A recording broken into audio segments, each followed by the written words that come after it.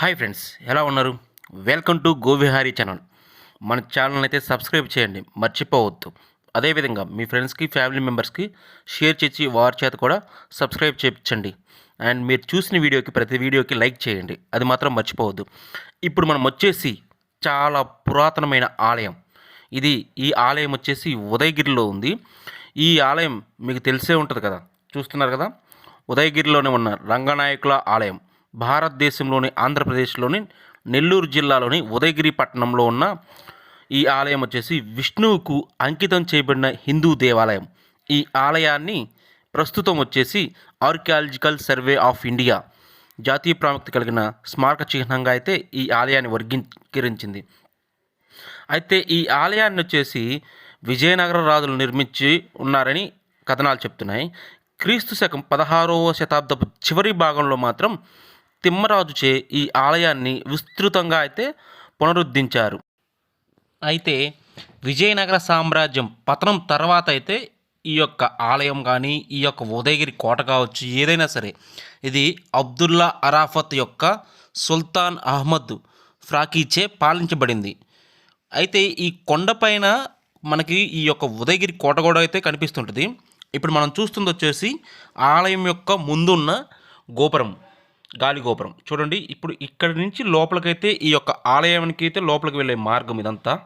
ఇది వచ్చేసి మనకు ఇదంతా మండపం లాగా అయితే నిర్మించారు. ఈ యొక్క కట్టడాలు అనేవి కళాకృతికి ఎంతో అసలు నైపుణ్యం కానీ, ఈ యొక్క ఈ మండపాన్ని, ఈ యొక్క రాళ్ళని మొలిచిన విధానం కానీ చాలా అంటే చాలా బాగా అయితే చేశారు. ఇది మెయిన్ యొక్క గర్భాలయం. మనం ఇప్పుడు ఇక్కడ చూస్తున్నాం కదా, ఇది మెయిన్ గర్భాలయానికి అయితే లోపలికి వెళ్ళేది. చూడండి, పైన కనిపించే చిన్న స్వామి బొమ్మను కూడా ఆ యొక్క ఏదైతే దండయాత్ర జరిగిందో ఆ టైంలో, ఆ యుద్ధ సమయంలో వీటన్నిటిని అయితే చాలా వాటి వరకు లోపల ఏమీ లేకుండా అయితే చేశారు. చిన్న చిన్న దేవుడి బొమ్మలను కూడా చెక్కేశారు ఎక్కడికక్కడ. మీరు చూస్తుంటే ఇది ఒక శిలాపలకం అండి. ఈ కనిపిస్తుందా, ఇదంతా శిలాపలకం. దీని మీద కొన్ని శాసనాలు అయితే రాయబడి ఉన్నాయి. అవి ఆర్కియాలజీ డిపార్ట్మెంట్ వరకు అయితే అర్థమవుతుంటుంది మనకి. చూడండి, ఇవ్వండి, ఇదేంటంటే ఏ రాజులకి సంబంధించినది అని తెలుసుకోవడం కోసం ఇలాంటి కొన్ని రాళ్ళ మీద కొన్ని చిన్న చిన్న బొమ్మలు అయితే ఉన్నాయి. చూడండి, అసలు మనం ఇలాంటి ఆలయాన్ని ఇప్పుడున్న టైంలో నిర్మించాలి అంటే దాదాపు కొన్ని సంవత్సరాలు పడుతుంది.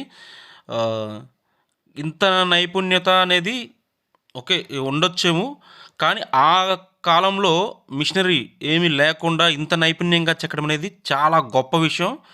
మనం ఎంతో గర్వపడాల్సిన విషయం కూడా. ఇప్పుడు మనం వచ్చేసి మెయిన్ గర్భాలయంలోకి అయితే ఒకసారి వెళ్దాం. రంగనాయకుల స్వామిది ఉన్న ఆలయం అయితే ఇదే. దండయాత్ర తర్వాత స్వామివారిని నెల్లూరుకి తీసుకొని వెళ్ళారని చెప్పేసి అన్నారు వేరే వాళ్ళు. ఇదంతా గర్భాలయం అండి. చూడండి, లోపలికి ఇది ముందున్న మండపం, ఇది వచ్చేసి మధ్య హాలు. ఇప్పుడు మనం గర్భాలయానికి అయితే చూద్దాం ఒకసారి. అదిగోండి, ఇది లోపలికి వెళ్ళేది గర్భాలయం వచ్చేసి ఇది. ఈ పై కప్పు కూడా తీసేశారు. ఇక్కడ స్వామివారిది అయితే విగ్రహం ఉండేది. ఆ విగ్రహాన్ని అయితే తొలిచేసి మొత్తం కూల్చేసేసి వెళ్ళిపోయారు. ఇదంతా మండపం అండి. ఇదంతా మనకు కనిపించేదంతా అసలు అదేంటంటే ఈ మండపం మొత్తాన్ని కూడా కూల్చేశారు. మనకి చుట్టూ ఉన్న పెద్ద పెద్ద ప్రహరీని కూడా ఈ దండయాత్రలో ఆ సమయంలో అయితే మొత్తం కూల్చేశారు. ఇవి ఏంటంటే పూర్వకాలంలో వారు కావచ్చు, లేకపోతే ఎవరైనా సరే వచ్చిన వారు కానీ ఇక్కడికి జరిగే కొన్ని కార్యక్రమాలు ఉంటాయి కదా, నాటకాలు కావచ్చు, లేకపోతే ఏదైనా సరే ఇక్కడ అంతా వీక్షించడం కోసం కూర్చొని ఇవన్నీ ఇలాంటి మండపాలలాగైతే నిర్మించారు. ఈ మండపాల పైన అయితే మనకి మొత్తం కప్పబడి అయితే ఉంటుంది. దాన్ని ఏంటంటే ఈ దండయాత్ర సమయంలో ఈ యొక్క మొత్తాన్ని కూల్చేసి చూడండి, మనకి చుట్టూ ఎంత ప్రహరీ గోడలు అయితే ఎంతలా ఉన్నాయి. ఈ యొక్క గోడలు అయితే చూడండి ఇంత మొండిగా నిలిచిపోయాం. ఇలాంటివి అంటే ఎన్నో జరిగాయి అసలు. కానీ ఇలాంటి ఆలయాన్ని మనం చూడటం అనేది అసలు ఇంకా ముందు కాలంలో అయితే ఇలా కూడా చూడలేకపోవచ్చేమో మనం. ఎందుకంటే ఇప్పుడున్న పరిస్థితులలో మనం ఇలాంటి వాటిని కాపాడుకోవాలి అనే ఒక ఉద్దేశంతోనే ప్రస్తుతానికి అలానే ఉంచారు. ఇవి ఎక్కడే అలానే వదిలేసి అయితే ఉన్నాయి. చూడండి ఎంత బాగుందో అసలు. ఇప్పుడున్న పరిస్థితుల్లో అయితే మనం ఇంత నైపుణ్యంగా కట్టొచ్చు. ఏంటంటే మిషనరీలు వచ్చాయి, చాలా వచ్చాయి.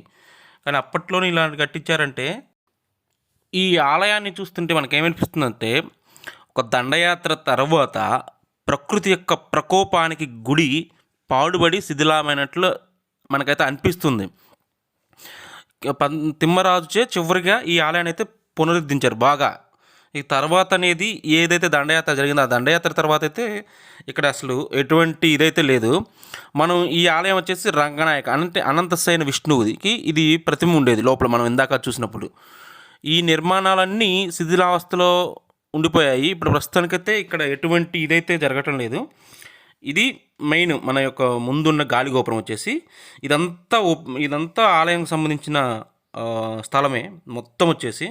చూడండి, చాలా అంటే చాలా బాగుంది. మనం ఈ ఆలయాన్ని చూస్తుంటే తండ్రి పుణ్యమా అని బాయితో వేస్తే కొడుకు పుణ్యమా అని బూడ్ చేసినట్టు అయితే అనిపిస్తుంది.